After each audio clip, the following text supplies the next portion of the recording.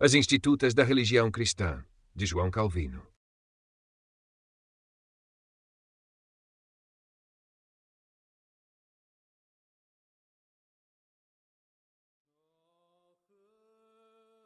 O nome de contemplativo, como sendo contente com o mero conhecimento e sem poderes ativos, é designado por Cícero pelo nome de intelecto, ingênio, ban. Outras vezes, dão-lhe o nome de prático, porque move a vontade de diversas formas pela apreensão do bem e do mal. Sob essa classe, ele é incluído na arte de viver bem e justamente. O primeiro, ou seja, o apetite, eles dividem em vontade e concupiscência, chamando-o de óleo. Assim, sempre que o apetite, que eles chamam de orme, obedece à razão, mas quando o apetite, despindo o jugo da razão, corre para a intemperança, chamam-no de patios. Assim, sempre presumem no homem uma razão pela qual ele é capaz de se guiar corretamente. Dessa forma de ensino, somos forçados a descer um pouco, pois os filósofos, não conhecendo a corrupção da natureza, que é o castigo da revolta, confundem erroneamente dois estados do homem que são muito diferentes entre si. Consideremos, portanto, para o propósito do presente trabalho, que a alma consiste em duas partes, o intelecto e a vontade. A função do intelecto é distinguir entre objetos, conforme eles parecem merecer ser aprovados ou reprovados. E a função da vontade é escolher e seguir o que o intelecto declara ser bom, rejeitar e evitar o que ele declara ser ruim. Não nos detemos na sutileza de Aristóteles, que afirma que a mente não tem movimento por si mesma, mas que o poder que move é a escolha, que ele também denomina apetite intelecto, para não nos perdermos em questões supérfluas. Basta saber que o intelecto é para nós, como que nosso guia e governante da alma, que a vontade sempre o segue de volta e espera sua decisão nas questões do desejo. Por isso, Aristóteles ensinou verdadeiramente que no apetite há uma busca e rejeição, correspondendo de certa forma à afirmação e negação no intelecto. Além disso, verá em outro lugar como seguramente o intelecto governa a vontade. Aqui, apenas desejamos observar que a alma não possui nenhuma faculdade que não possa ser devidamente atribuída a uma ou outra dessas partes, e assim compreendemos o sentido sob o intelecto. Outros distinguem assim. Dizem que o sentido inclina-se ao prazer, da mesma forma que o intelecto ao bem, daí o apetite do sentido se torna concupiscência e luxúria, enquanto a afeição do intelecto se torna vontade. Para o termo apetite, que preferem, uso de vontade por ser mais comum. Portanto, Deus providenciou à alma do homem o intelecto, pelo qual ele poderia discernir o bem do mal, o justo do injusto, e saber o que seguir ou evitar, com a razão indo à frente com sua lâmpada. Daí os filósofos, em referência ao poder diretor da razão, a chamaram de toe chamonicum. A isso ele juntou a vontade, a qual pertence à escolha. O homem era excelente nesses nobres dons em sua condição primitiva, quando razão, inteligência, prudência e julgamento não apenas bastavam para o governo de sua vida terrestre, mas também o habilitavam a se elevar a Deus e à felicidade eterna. Depois, a escolha foi adicionada para dirigir o apetite e temperar todos os movimentos orgânicos, a vontade sendo assim perfeitamente submissa à autoridade da razão. Nesse estado reto, o homem possuía liberdade de vontade, pela qual, se escolhesse, era capaz de obter a vida eterna. Seria inconveniente aqui introduzir a questão sobre a predestinação secreta de Deus, porque não estamos considerando o que poderia ou não acontecer, mas sim qual era a natureza verdadeira do homem. Adão, portanto, poderia ter permanecido se escolhesse, já que foi apenas pela sua própria vontade que ele caiu. Mas foi porque sua vontade era maleável em ambas as direções, e ele não havia recebido constância para perseverar que ele caiu tão facilmente. Ainda assim, ele tinha uma escolha livre entre o bem e o mal. E não só isso, mas na mente e na vontade havia a mais alta retidão, e todas as partes orgânicas estavam devidamente formadas para a obediência, até que o homem corrompesse suas boas propriedades e se destruísse. Daí a grande escuridão dos filósofos que procuraram um edifício completo em uma ruína e uma disposição adequada na desordem. O princípio com o qual partiram foi que o homem não poderia ser um animal racional, a menos que tivesse uma escolha livre entre o bem e o mal. Eles também imaginaram que a distinção entre virtude e vício seria destruída se o homem não arranjasse sua vida por seu próprio conselho. Até aí, bem, não houve mudança no homem, e isso lhes era desconhecido. Não é surpreendente que jogassem tudo na confusão, Mas aqueles que, professando ser discípulos de Cristo, ainda buscam a livre vontade no homem, apesar de ele estar perdido e afogado na destruição espiritual, padecem de múltiplas ilusões, fazendo uma mistura heterogênea de doutrina inspirada e opiniões filosóficas, errando em ambos os campos. Mas será melhor deixar essas coisas em seu lugar. No momento, é necessário apenas lembrar que o homem, em sua primeira criação, era muito diferente de toda a sua posteridade, que, derivando sua origem dele após ele ter sido corrompido, recebeu uma mancha hereditária. Inicialmente, cada parte da alma foi formada para a retidão. Havia sanidade mental e liberdade de vontade para escolher o bem. Se alguém objetar que ela estava, por assim dizer, colocada em uma posição escorregadia porque seu poder era fraco, respondo que o grau concedido foi suficiente para retirar qualquer desculpa, pois certamente a divindade não estaria atada a essa condição, fazendo com que o homem fosse tal que ele não pudesse ou não quisesse pecar. Tal natureza poderia ter sido mais excelente, mas discutir com Deus como se ele tivesse sido obrigado a conferir essa natureza ao homem é mais do que injusto, visto que ele tinha pleno direito de determinar quanto ou quanto pouco daria, pois não o sustentou pela virtude da perseverança, o que está oculto em seu conselho. Cabe a nós mantermos dentro dos limites da sobriedade. O homem havia recebido o poder, se tivesse a vontade, mas não tinha a vontade que teria dado o poder, pois essa vontade teria sido seguida pela perseverança. Ainda assim, depois de ter recebido tanto, não há desculpa para que ele tenha trazido a morte sobre si mesmo espontaneamente. Nenhuma necessidade foi imposta a Deus de lhe dar mais do que essa vontade intermediária e até transitória, para que da falha do homem ele pudesse extrair materiais para sua própria glória. Fim da seção 25. O mundo criado por Deus, ainda amado e protegido. O mundo criado por Deus, ainda amado e protegido por Ele, com cada uma de suas partes governada por sua providência, as divisões deste capítulo são: a doutrina da providência especial de Deus sobre todas as criaturas, individualmente e coletivamente, em oposição aos sonhos dos epicuristas sobre a sorte e causas fortuitas. A ficção dos sofistas sobre a onipotência de Deus e o erro dos filósofos sobre um governo confuso e equívoco do mundo, seções 1 a 5. Todos os animais, mas especialmente a humanidade, a partir da supervisão peculiar exercida sobre eles, são provas, evidências e exemplos da providência de Deus, seções 6 e 7. Uma consideração sobre o destino, sorte, acaso, contingências e eventos incertos, sobre os quais a matéria discutida aqui gira. Até os ímpios, sob a orientação do sentido carnal, reconhecem que Deus é o Criador. Os justos reconhecem não apenas isso, mas que ele é um governante e preservador muito sábio e poderoso de todos os objetos criados, inclinando-se assim à palavra de Deus, de cujas passagens são produzidas algumas. Refutação dos epicuristas que se opõem à sorte e causas fortuitas à providência divina, como ensinado nas Escrituras. O Filho, uma manifestação brilhante da providência divina. Fábulas dos sofistas sobre uma providência indolente refutadas, considerando a onipotência combinada com a providência de Deus, o duplo benefício resultante do devido reconhecimento da onipotência divina, cavilosidades da infidelidade. Uma definição de providência, refutando os dogmas errôneos dos filósofos, os sonhos dos epicuristas e peripatéticos. A providência especial de Deus, afirmada e provada por argumentos baseados em uma consideração da justiça divina e da misericórdia, provada também por passagens das Escrituras relacionadas ao céu, à terra e aos animais. A providência provada por passagens relacionadas à raça humana e, mais especialmente, ao fato de que o mundo foi criado por causa dela. A providência especial provada, por fim, a partir de exemplos retirados da história dos israelitas, de Jonas, Jacó e da experiência diária. Visões errôneas sobre a providência refutadas. 1. A seita dos estoicos. 2. A sorte e o acaso dos gentios. 9. Como as coisas são ditas ser fortuitas para nós, embora feitas pelo conselho determinante de Deus. Exemplo de erro ao separar contingência e evento do secreto, mais justo e mais sábio conselho de Deus. Exemplos. 1. Seria frio e sem vida representar Deus como um criador momentâneo que completou sua obra de uma vez por todas e depois a deixou aqui. Especialmente, devemos descer do profano e manter que a presença do poder divino é conspícua, não menos na condição perpétua do mundo do que na sua primeira criação.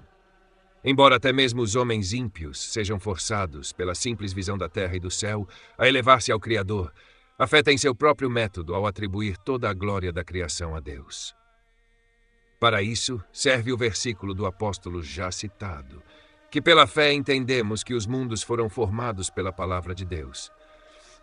Pois sem recorrer à sua providência, não podemos entender toda a força do que se quer dizer por Deus ser o Criador.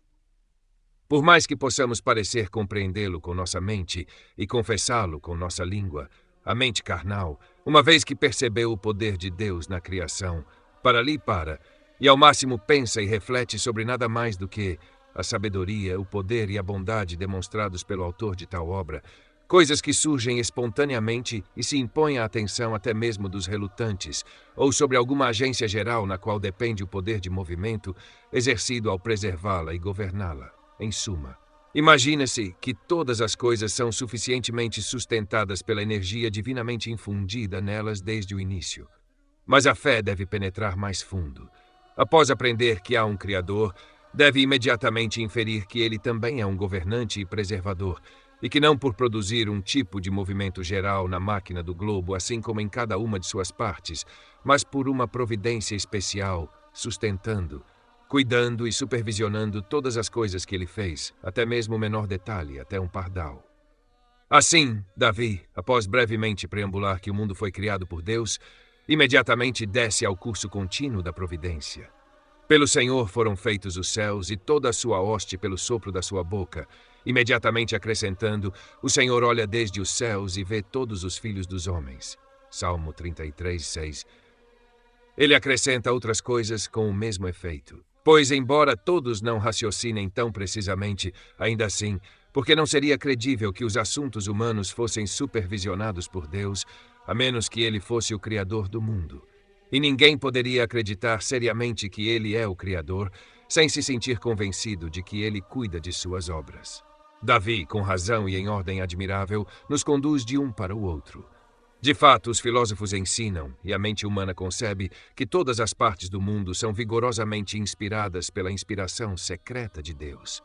No entanto, eles não alcançam a altura a qual Davi se eleva, levando todos os piedosos com ele, quando diz: todos esperam de ti para que lhes deis o seu sustento a seu tempo.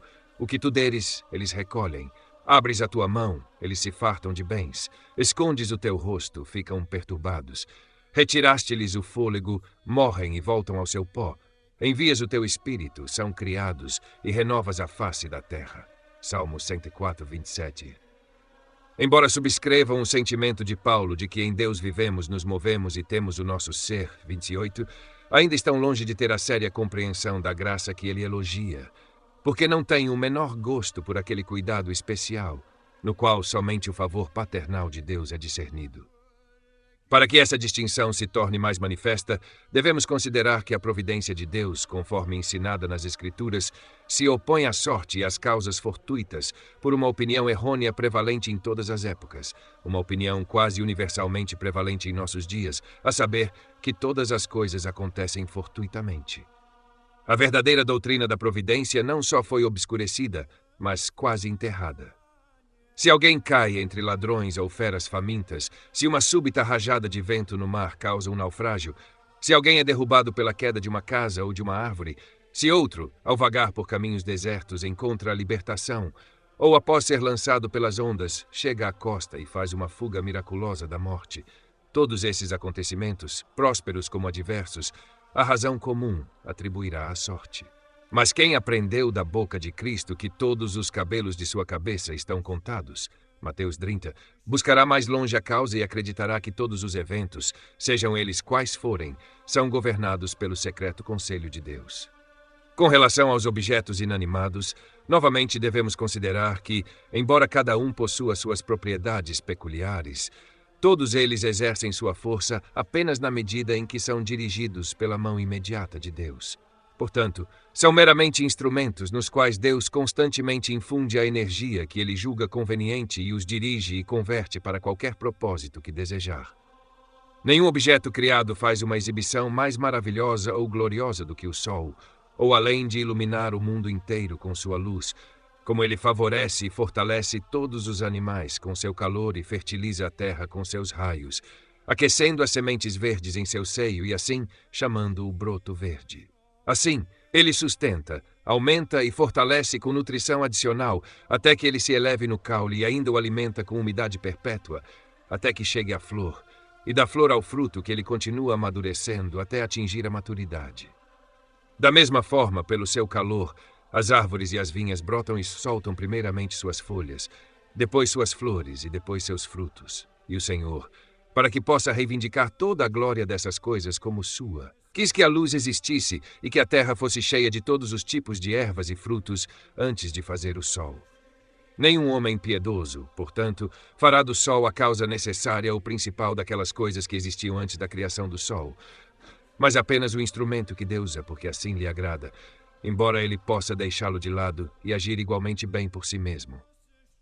Novamente, quando lemos que, a pedido de Josué, o sol parou em seu curso, Josué 10:13, e que a sombra de Ezequias retrocedeu 10 graus, 2 Reis 20. Por esses milagres, Deus declarou que o sol não se levanta e se põe diariamente por um instinto cego da natureza, mas é governado por ele em seu curso, para que ele possa renovar a lembrança de seu favor paternal para conosco. Nada é mais natural do que a primavera, em suas vezes, suceder o inverno, o verão, a primavera e o outono, o verão. Mas nessa série, as variações são tão grandes e desiguais que torna-se muito evidente que cada ano, mês e dia é regulado por uma nova e especial providência de Deus.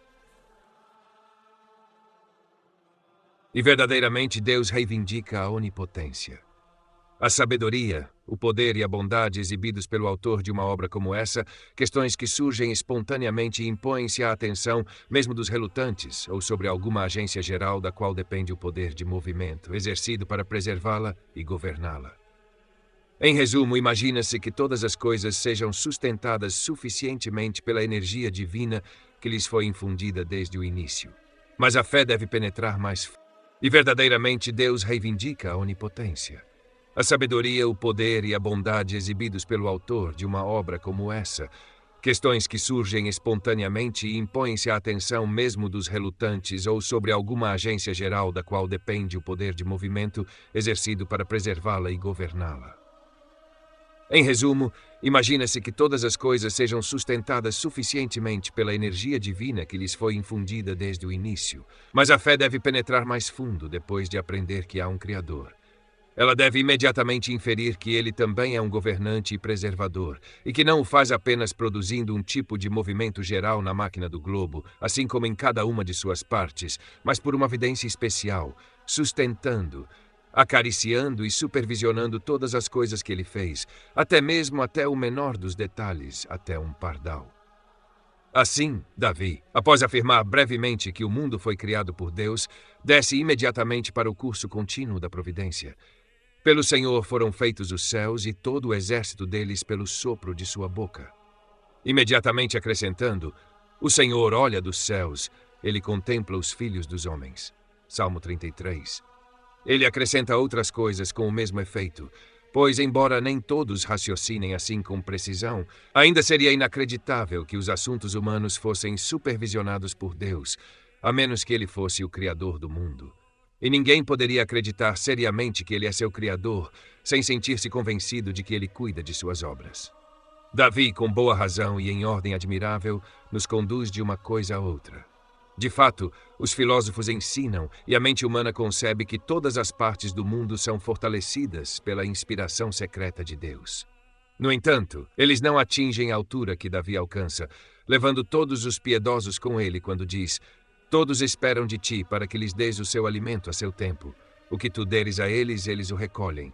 Abres a tua mão, eles se fartam de bens. Escondes o teu rosto, ficam inquietos.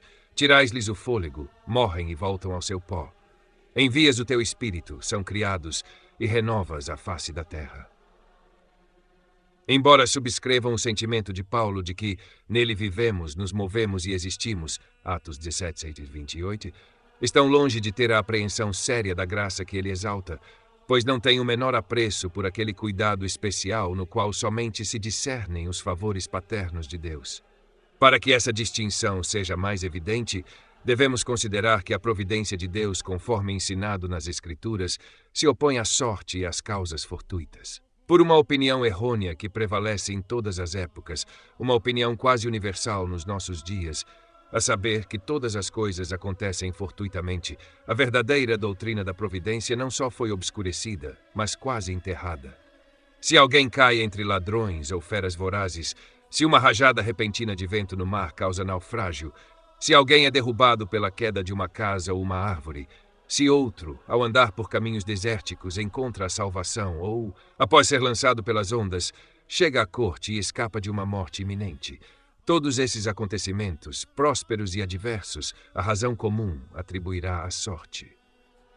Mas quem aprendeu pela boca de Cristo que todos os cabelos da sua cabeça estão contados, procurará mais a fundo a causa e entenderá que todos os eventos, quaisquer que sejam, são governados pelo conselho secreto de Deus.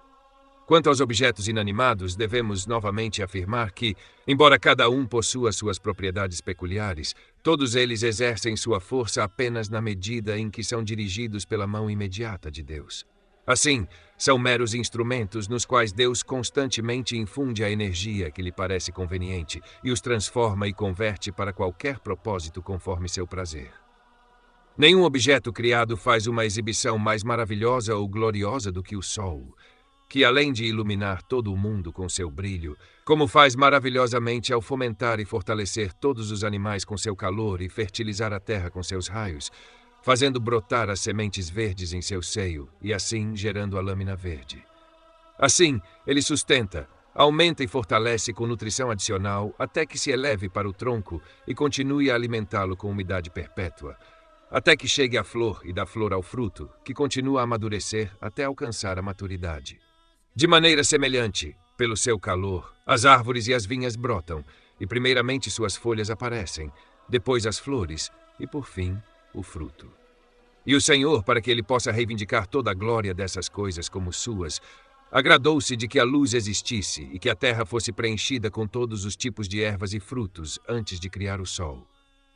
Nenhum homem piedoso, portanto, fará do sol a causa necessária ou principal das coisas que existiam antes da criação do sol, mas apenas o instrumento que Deus usa, porque assim lhe apraz, embora ele possa deixá-lo de lado e agir igualmente bem por si mesmo.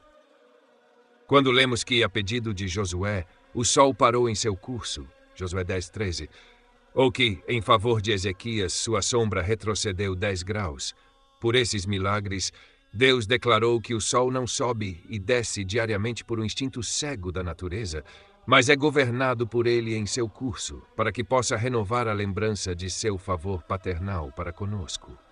Nada é mais natural do que a primavera, em suas estações, suceder o inverno, o verão, a primavera e o outono, o verão. Mas nesta série as variações são tão grandes e tão desiguais que torna-se muito evidente que cada ano, mês e dia é regulado por uma providência nova e especial de Deus.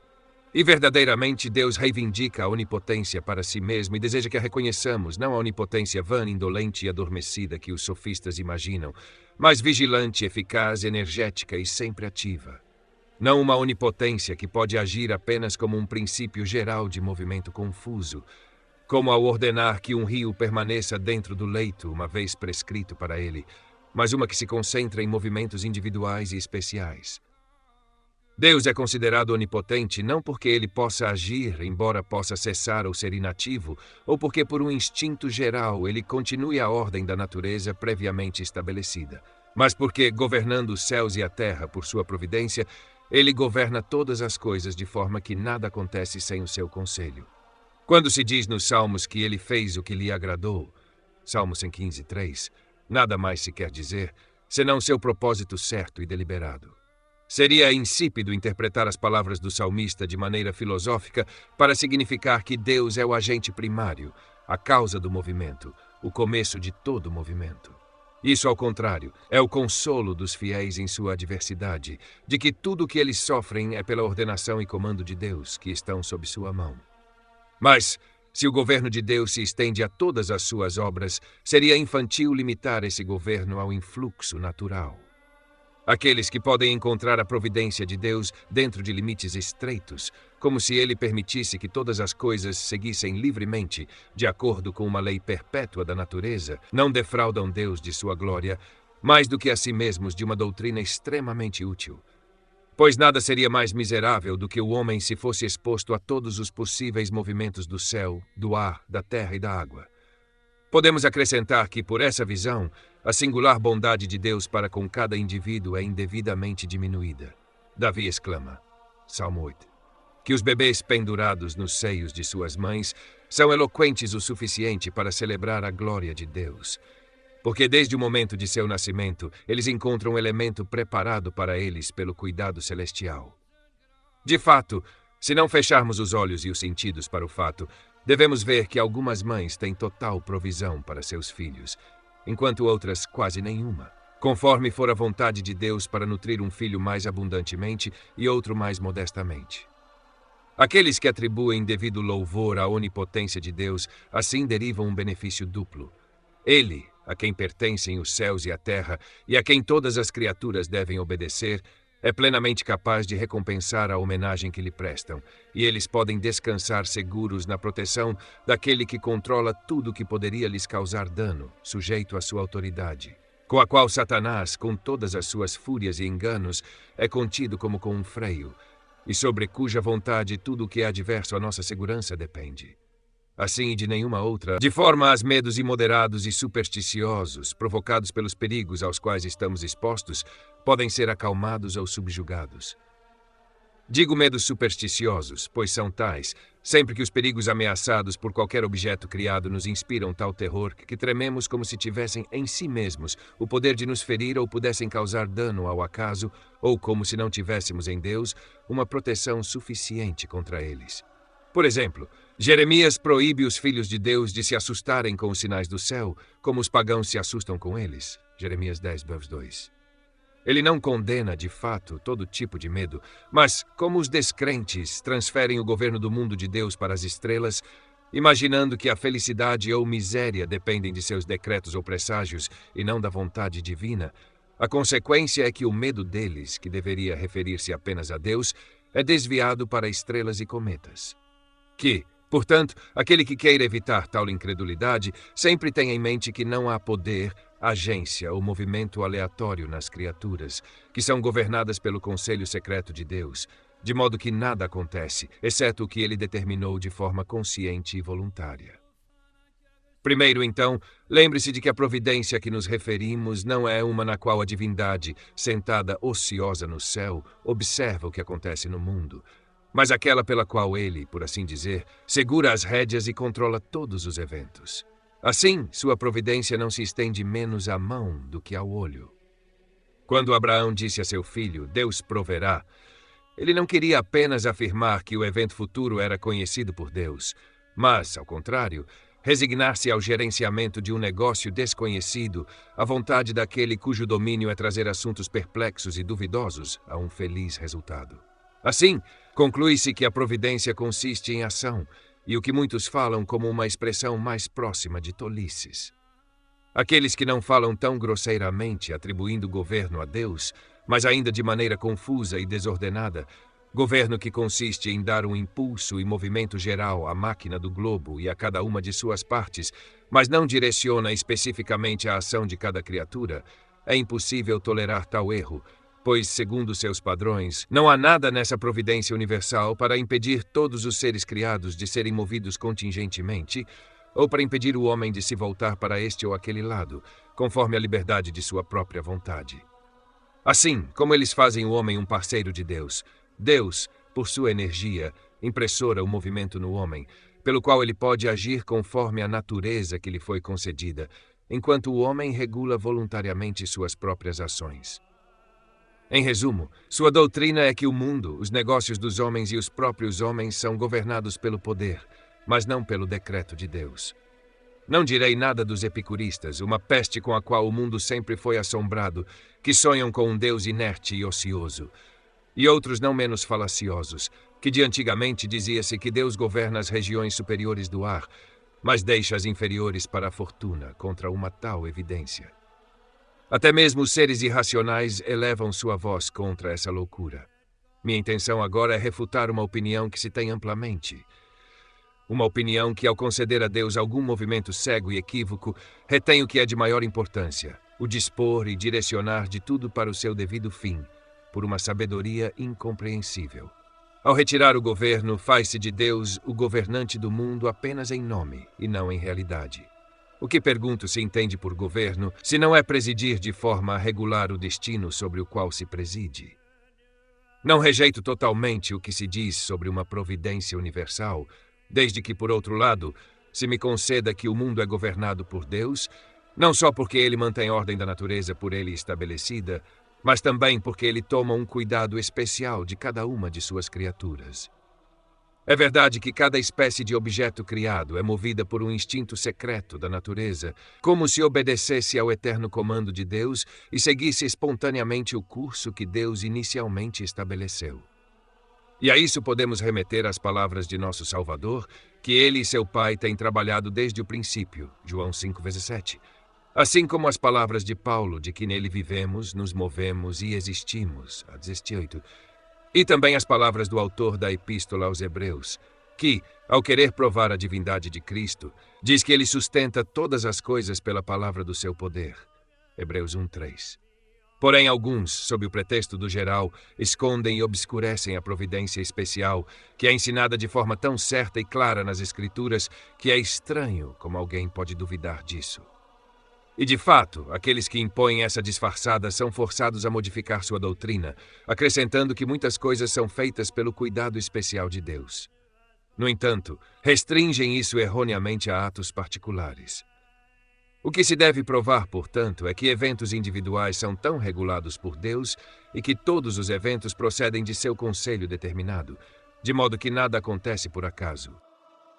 Assumindo que o início do movimento pertence a Deus, mas que todas as coisas se movem espontaneamente ou casualmente, de acordo com o impulso que a natureza dá, as vicissitudes do dia e da noite, o verão e o inverno serão a obra de Deus, na medida em que ele, ao designar a função de cada coisa, estabeleceu uma certa lei, ou seja, que devem sempre, com um curso uniforme, observar o mesmo ciclo, o dia sucedendo a noite, o mês sucedendo o mês e o ano sucedendo o ano.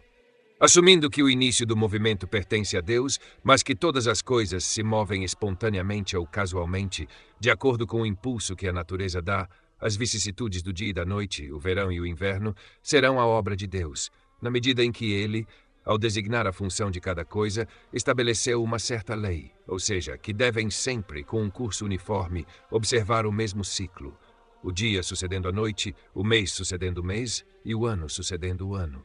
Mas, como em determinado momento o calor excessivo, combinado com a seca, prejudica os campos, em outro, chuvas excessivas apodrecem as colheitas, enquanto uma devastação súbita é causada por tempestades e granizo, essas não serão as obras de Deus, a menos que na medida em que o tempo chuvoso ou claro, o calor ou o frio, sejam produzidos pela conjunção das estrelas e outras causas naturais. De acordo com essa visão, não há lugar nem para o favor paternal, nem para os juízos de Deus. Se diz que Deus manifesta plenamente sua benevolência à raça humana ao fornecer ao céu e à terra o poder ordinário de produzir alimento, a explicação é insípida e pagã, como se a fertilidade de um ano não fosse uma bênção especial e a escassez e fome de outro um castigo especial e maldição de Deus. Mas como ocuparia muito tempo enumerar todos os argumentos, que a autoridade de Deus mesmo seja suficiente. Na lei e nos profetas, ele declara repetidamente que, sempre que ele rega a terra com orvalho e chuva, manifesta seu favor, que por seu comando o céu se torna duro como ferro, as colheitas são destruídas pelo bolor e outros males, que tempestades e granizo ao devastar os campos são sinais de vingança certa e especial. Admitido isso, é certo que não cai uma gota de chuva sem o comando expresso de Deus. Davi, de fato, no Salmo 146:9, exalta a providência geral de Deus ao fornecer alimento aos corvos jovens que clamam a ele. Mas quando Deus mesmo ameaça as criaturas vivas com fome, ele não declara claramente que todas elas são sustentadas por ele, ora com pouca, ora com mais abundante medida. É infantil, como já disse, restringir isso a atos particulares, quando Cristo diz sem reservas que nenhum pardal cai no chão sem a vontade de seu Pai. Mateus 10:29. Certamente, se o voo dos pássaros é regulado pelo conselho de Deus, devemos reconhecer com o profeta que, enquanto ele habita nas alturas, ele se humilha para ver as coisas que estão no céu e na terra. Salmo 103, 5 e 6. Mas como sabemos que foi principalmente para o bem da humanidade que o mundo foi feito, devemos ver isso como o fim que Deus tem em vista no governo do mundo. O profeta Jeremias exclama: "Ó Senhor, eu sei que o caminho do homem não é em si mesmo, não é no homem que anda a dirigir seus passos." Jeremias 10:10. Salomão, por sua vez, diz: "Os passos do homem são do Senhor. Como pode então o homem entender o seu próprio caminho?" Provérbios 20:24. Será que agora se dirá que o homem é movido por Deus de acordo com a inclinação de sua natureza, mas que o homem mesmo dá a direção que quiser ao movimento? Se fosse realmente assim, o homem teria total disposição sobre seus próprios caminhos. Talvez se responda que o homem nada pode fazer sem o poder de Deus, mas a resposta não será suficiente, pois tanto Jeremias quanto Salomão atribuem a Deus não apenas o poder, mas também a escolha e o decreto. E Salomão, em outro lugar, repreende elegantemente a imprudência dos homens ao fixarem seus planos sem referência a Deus, como se não fossem guiados por sua mão. A resposta da língua vem do Senhor, Provérbios 16:1. É uma estranha obsessão, sem dúvida, para os homens miseráveis que não podem nem mesmo emitir uma palavra, exceto na medida em que Deus permite, começarem a agir sem ele. As Escrituras, além disso, melhor demonstram que tudo que é feito no mundo está de acordo com o seu decreto, declarando que as coisas que parecem mais fortuitas estão sujeitas a ele. Pois o que parece mais atribuível ao acaso do que o ramo que cai de uma árvore e mata o viajante que passa? Mas o Senhor vê de maneira muito diferente e declara que ele o entregou nas mãos do matador. Êxodo 21. De maneira semelhante, quem não atribui o sorteio à cegueira da fortuna? Não assim o Senhor, que reivindica a decisão para si mesmo. Provérbios 33. Ele não diz que pelo seu poder o sorteio é lançado no colo e retirado, mas declara que a única coisa que poderia ser atribuída ao acaso vem dele. Nesse mesmo sentido são as palavras de Salomão: "O pobre e o homem de engano se encontram, o Senhor ilumina os olhos de ambos." Provérbios 29. Pois, embora ricos e pobres se misturem no mundo, ao dizer que a condição de cada um é divinamente determinada, ele nos lembra que Deus, que ilumina todos, tem seu olho sempre aberto, e assim exorta os pobres à paciência, vendo que aqueles que estão descontentes com sua sorte tentam se livrar de um fardo que Deus lhes impôs. Assim também, outro profeta censura os profanos que atribuem à indústria humana ou à fortuna o fato de que alguns se arrastam na lama, enquanto outros ascendem à honra. A promoção não vem nem do Oriente, nem do Ocidente, nem do Sul, mas Deus é o juiz. Ele derruba um e levanta outro. Porque Deus não pode se despojar da função de juiz, ele infere que ao seu conselho secreto é que alguns são elevados, enquanto outros permanecem sem honra. Eu afirmo, em geral, que eventos particulares são provas da providência especial de Deus. No deserto, Deus fez soprar um vento do sul e trouxe ao povo uma abundante oferta de aves. Êxodo 19:3. Quando ele desejou que Jonas fosse lançado ao mar, enviou um redemoinho. Aqueles que negam que Deus segura as rédeas do governo dirão que isso foi contrário à prática ordinária, enquanto eu infiro disso que nenhum vento jamais se levanta ou enfurece sem o seu comando especial. De maneira alguma poderia ser verdade que ele faz dos ventos seus mensageiros e das chamas de fogo seus ministros, que ele faz das nuvens seu carro e anda nas asas do vento. Squavito. Não foi ele que, à sua vontade, dirigiu as nuvens e os ventos, manifestando assim a presença especial do seu poder. Da mesma maneira, somos ensinados em outro lugar que, sempre que o mar se levanta em uma tempestade, suas ondas testemunham a presença especial de Deus. Ele ordena e levanta o vento tempestuoso, que ergue as ondas. Ele faz a tempestade acalmar para que as suas ondas fiquem tranquilas. Salmo 107:29. Ele também declara em outro lugar que feriu o povo com súbita murcha e bolor. Novamente, enquanto o homem naturalmente possui o poder de continuar sua espécie, Deus descreve isso como um sinal de seu favor especial, pois, enquanto alguns continuam sem filhos, outros são abençoados com descendentes. O fruto do ventre é o seu presente. Daí as palavras de Jacó para Raquel: "Estou eu no lugar de Deus que te impediu o fruto do ventre." Gênesis 30. Para concluir, em uma palavra, nada na natureza é mais comum do que sermos alimentados com pão. Mas o Espírito declara não só que a colheita da terra é o presente especial de Deus, mas que o homem não vive só de pão, Deuteronômio 8, porque não é a mera saciedade que o alimenta, mas a bênção secreta de Deus. E, portanto, por outro lado, ele ameaça tirar o estado e o cajado, a total dependência do pão e da água. Na verdade, não teria sentido em nossa oração pelo pão diário se Deus não nos suprisse com alimento com sua mão paternal. Assim, para convencer os fiéis de que ao alimentá-los Deus cumpre a função do melhor dos pais, o profeta lhes lembra que ele dá alimento a toda a carne. Salmo 136, 25. Por fim, quando ouvimos de um lado que os olhos do Senhor estão sobre os justos e seus ouvidos estão abertos ao seu clamor, e, de outro lado, que a face do Senhor é contra aqueles que fazem o mal, para cortar a lembrança deles da terra. Salmo 34, 15 e 16. Devemos ter a certeza de que todas as criaturas, acima e abaixo, estão prontas para o seu serviço, para que ele as empregue de qualquer forma que lhe aprouver. Daí inferimos não apenas que a providência geral de Deus, continuando a ordem da natureza, se estende sobre as criaturas, mas que, pelo seu maravilhoso conselho, elas são adaptadas a um propósito certo e especial. Aqueles que desejam lançar uma sombra sobre essa doutrina, caluniando-a como o dogma dos estoicos sobre o destino, têm trazido a mesma acusação contra Agostinho. Não estamos dispostos a discutir sobre palavras, mas não admitimos o termo destino, tanto porque ele é da classe que Paulo nos ensina a evitar como novidades profanas, em Timóteo 6:20, quanto porque se tenta, por meio de um termo odioso, fixar um estigma sobre a verdade de Deus.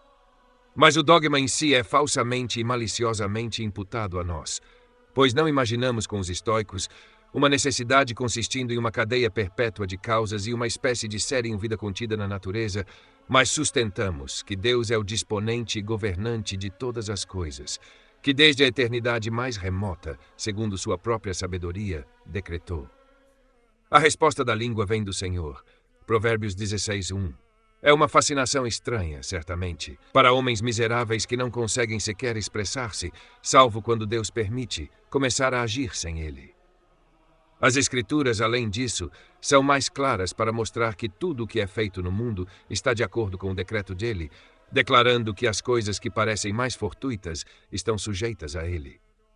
Pois o que parece mais atribuível ao acaso do que o galho que cai de uma árvore e mata o viajante que passa? Mas o Senhor vê de maneira muito diferente e declara que ele entregou esse homem à mão do matador. Êxodo 21:13.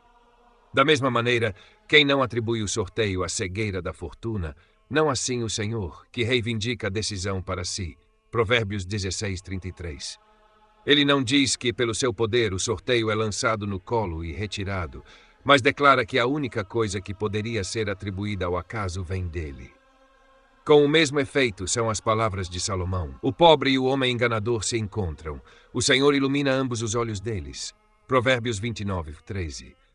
Pois, embora ricos e pobres estejam misturados no mundo, ao dizer que a condição de cada um é divinamente designada, ele nos lembra que Deus, que ilumina todos, tem seu olho sempre aberto, e assim exorta os pobres à paciência, vendo que os descontentes com seu destino se esforçam para livrar-se de um fardo que Deus impôs a eles. Da mesma forma, outro profeta reprova os profanos que atribuem a alguns o ascender no lodo e a outros o alçarem à honra. A promoção não vem do Oriente, nem do Ocidente, nem do Sul, mas Deus é o juiz. Ele põe um de lado e coloca outro. Salmo 75:7. Porque Deus não pode despojar-se do cargo de juiz, infere-se que pelo seu conselho secreto é que uns são elevados, enquanto outros permanecem sem honra. Afirma-se de maneira geral que eventos particulares são evidências da providência especial de Deus. No deserto, Deus fez soprar um vento do sul e trouxe ao povo uma abundante provisão de aves. Êxodo 19:13. Quando ele desejou que Jonas fosse lançado ao mar, ele enviou um redemoinho. Aqueles que negam que Deus segura as rédeas do governo, que isso foi contrário à prática ordinária. Enquanto eu infiro disso que nenhum vento jamais se levanta ou se enfurece sem o seu comando especial. De maneira alguma poderia ser verdade que ele faz dos ventos seus mensageiros e das chamas de fogo seus ministros, que faz das nuvens seu carro e anda sobre as asas do vento. Salmo 104, 3, 4. Não foi ele que, a seu prazer, dirigiu as nuvens e os ventos e neles manifestou a presença especial de seu poder? De maneira semelhante, somos ensinados em outro lugar que, sempre que o mar é agitado em uma tempestade, suas ondas atestam a presença especial de Deus. Ele ordena e levanta o vento tempestuoso que ergue as ondas. Ele faz a tempestade se acalmar, de modo que suas ondas ficam quietas. Salmo 107, 25 e 29. Ele também declara em outro lugar que feriu o povo com murcha e ferrugem. Amós 4, 9. Novamente, embora o homem possua naturalmente o poder de continuar sua espécie, Deus descreve isso como um sinal de seu favor especial que, enquanto alguns continuam sem filhos, outros são abençoados com descendência, pois o fruto do ventre é seu dom. Daí as palavras de Jacó a Raquel: estou eu em lugar de Deus, que te impediu de ter o fruto do ventre. Gênesis 32. Para concluir em uma palavra, nada na natureza é mais comum do que sermos alimentados com pão. Mas o Espírito declara não apenas que o sustento da terra é um dom especial de Deus, mas que o homem não vive só de pão. Deuteronômio 8:3, porque não é a mera fartura que o alimenta, mas a bênção secreta de Deus. E por isso, por outro lado, ele ameaça tirar o estado e a vara, todo o sustento de pão e de água. Isaías 3:1. Na verdade, não haveria nenhum significado sério em nossa oração por pão diário se Deus não nos fornecesse o alimento com sua mão paternal. Assim, para convencer os fiéis de que Deus, ao alimentá-los, cumpre o ofício do melhor dos pais, o profeta lhes lembra que ele dá comida a toda a carne. Salmo 136, 25. No fim, quando ouvimos de um lado que os olhos do Senhor estão sobre os justos e seus ouvidos estão abertos ao seu clamor, e do outro lado que a face do Senhor está contra aqueles que praticam o mal para cortar deles a lembrança da terra. Salmo 34, 15, 16. Devemos ter certeza de que todas as criaturas, acima e abaixo, estão prontas a servi-lo, para que ele possa empregá-las da maneira que desejar. Daí inferimos não apenas que a providência geral de Deus, que mantém a ordem da natureza, se estende sobre as criaturas, mas que, por seu maravilhoso conselho, elas são adaptadas a um propósito certo e especial. Aqueles que tentam lançar uma visão oblíqua sobre essa doutrina, caluniando-a como o dogma dos estoicos sobre o destino, dizem que a mesma acusação foi anteriormente dirigida a Agostinho. Não desejamos disputar sobre palavras, mas não admitimos o termo destino, tanto porque ele faz parte da classe de termos que Paulo nos ensina a evitar como novidades profanas, 1 Timóteo 6:20, quanto porque, por meio de um termo odioso, tenta-se fixar um estigma na verdade de Deus. Mas o dogma em si é falsamente e maliciosamente imputado a nós. Pois não imaginamos, como os estoicos, uma necessidade composta de uma cadeia perpétua de causas e uma espécie de série envolvida contida na natureza, mas sustentamos que Deus é o dispositor e governante de todas as coisas, e que desde a eternidade mais remota, segundo sua própria sabedoria, ele decretou o que deveria fazer, e agora, pelo seu poder, executa o que decretou. Daí mantemos que, pela sua providência, não só os céus e a terra e as criaturas inanimadas, mas também os conselhos e vontades dos homens são governados e se movem exatamente no coro que ele destinou. Descoberto na terra deserta de Maom, os filisteus fizeram uma incursão pelo país e Saul foi forçado a partir. Samuel 23, 26, 27. Se Deus, a fim de providenciar pela segurança de seu servo, usou esse obstáculo no caminho de Saul, certamente não podemos dizer que, embora os filisteus tenham se armado contra a expectativa humana, o fizeram por acaso. O que nos parece contingente, a fé reconhecerá como um impulso secreto de Deus. A razão nem sempre é igualmente aparente, mas devemos, sem dúvida, afirmar que todas as mudanças que acontecem no mundo são produzidas pela ação secreta da mão de Deus. Ao mesmo tempo, o que Deus determinou, embora deva acontecer, não é, no entanto, precisamente ou em sua própria natureza necessário. Temos um exemplo familiar no caso dos ossos de nosso Salvador. Como ele assumiu um corpo semelhante ao nosso, nenhum homem sensato negará que seus ossos poderiam ser quebrados. E ainda assim, era impossível que fossem quebrados. João 19, 33, 6. Daí, mais uma vez, vemos que havia uma boa base para a distinção que os escolásticos fizeram entre a necessidade secundum quid e a necessidade absoluta, também entre a necessidade consequente e a consequência da necessidade. Deus fez os ossos de seu filho frágeis, embora os tenha isentado da fratura real, E assim, em relação à necessidade de seu conselho, fez com que o que poderia ter ocorrido naturalmente fosse impossível. Uso da doutrina da providência, parte 1.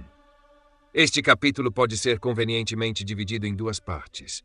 Na primeira, é dada uma explicação geral da doutrina da providência divina, na medida em que contribui para a sólida instrução e consolação dos piedosos, seção 1, e especialmente as seções 2 a 12.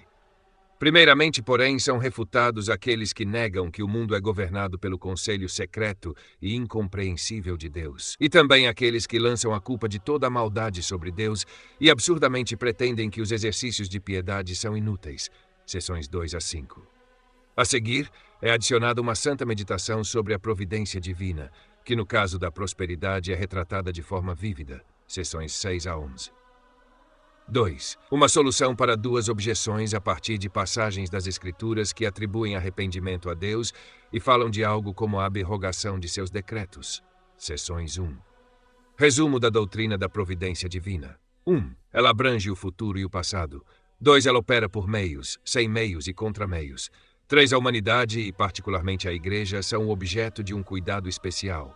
4. O modo de administração geralmente é secreto, mas sempre justo. Este último ponto considerado mais plenamente. A negação profana de que o mundo é governado pelo conselho secreto de Deus, refutada por passagens das Escrituras que oferecem conselhos salutares. 3.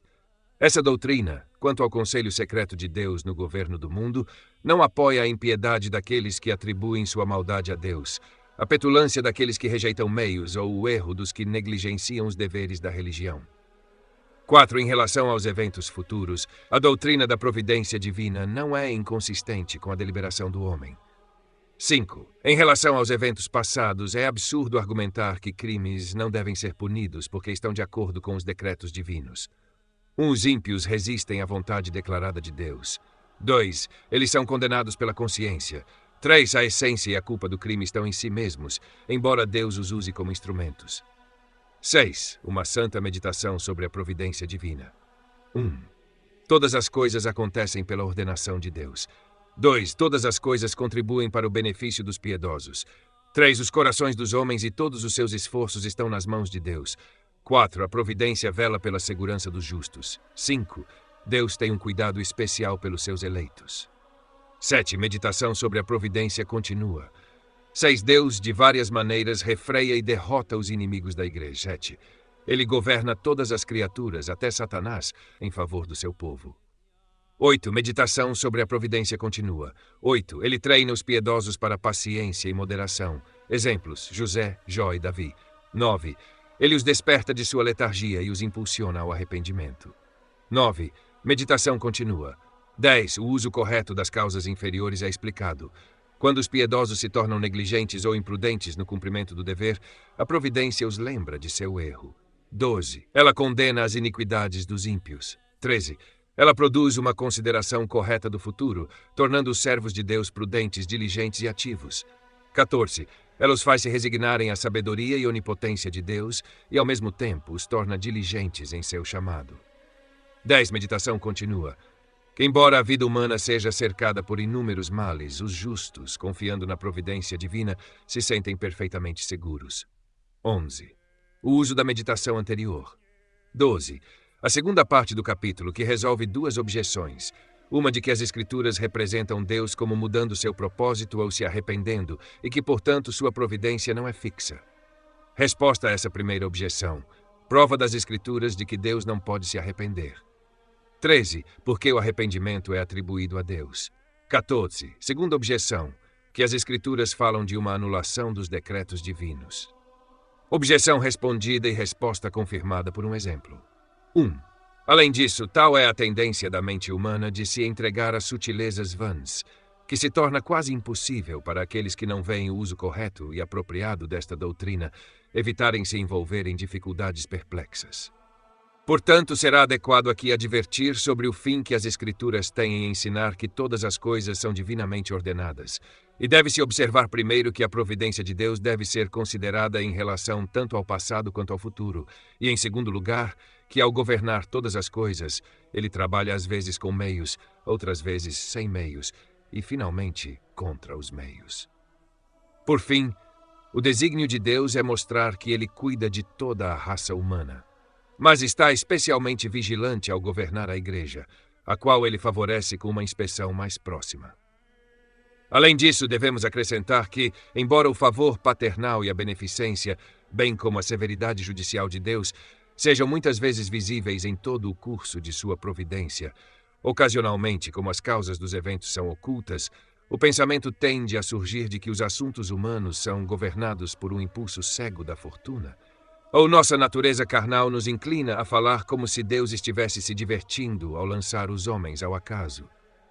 E de fato é verdade que se com mentes serenas e tranquilas estivermos dispostos a aprender, o desfecho finalmente nos mostrará que o conselho de Deus estava de acordo com a razão mais elevada, que seu propósito era ou treinar seu povo na paciência, corrigir suas afeições corrompidas, domar sua lascívia, ignorá-los para o autodomínio e despertá-los do torpor, ou, por outro lado, derrubar os orgulhosos, derrotar a astúcia dos ímpios e frustrar todos os seus esquemas.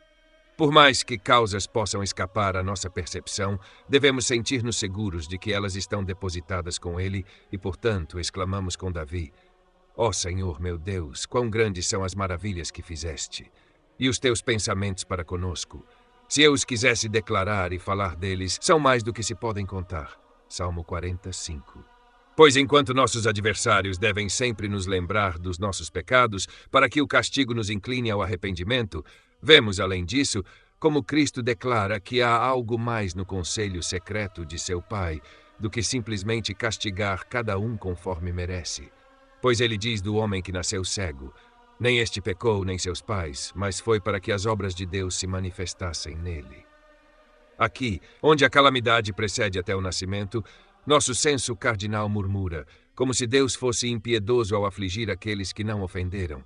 Mas Cristo declara que se tivermos olhos claros o suficiente, perceberemos que neste espetáculo a glória de seu Pai é amplamente manifestada.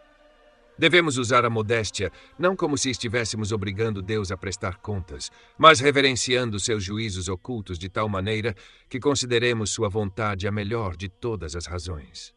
Quando o céu está coberto por nuvens densas e uma tempestade violenta se levanta, a escuridão que é apresentada aos nossos olhos e o trovão que soa em nossos ouvidos, estupefando todos os nossos sentidos com terror, nos fazem imaginar que tudo está em confusão, embora no próprio firmamento tudo continue calmo e sereno. Da mesma forma, quando o aspecto tumultuado dos assuntos humanos nos torna incapazes de julgar, devemos ainda acreditar que Deus, na luz pura de sua justiça e sabedoria, mantém todas essas comoções em devida subordinação e as conduz ao seu fim adequado. E certamente neste assunto, muitos demonstram uma infatuação monstruosa, presumindo sujeitar as obras de Deus a seus cálculos e discutir seus conselhos secretos, assim como emitir um julgamento precipitado sobre coisas desconhecidas, com muito mais licença do que sobre as ações dos homens mortais.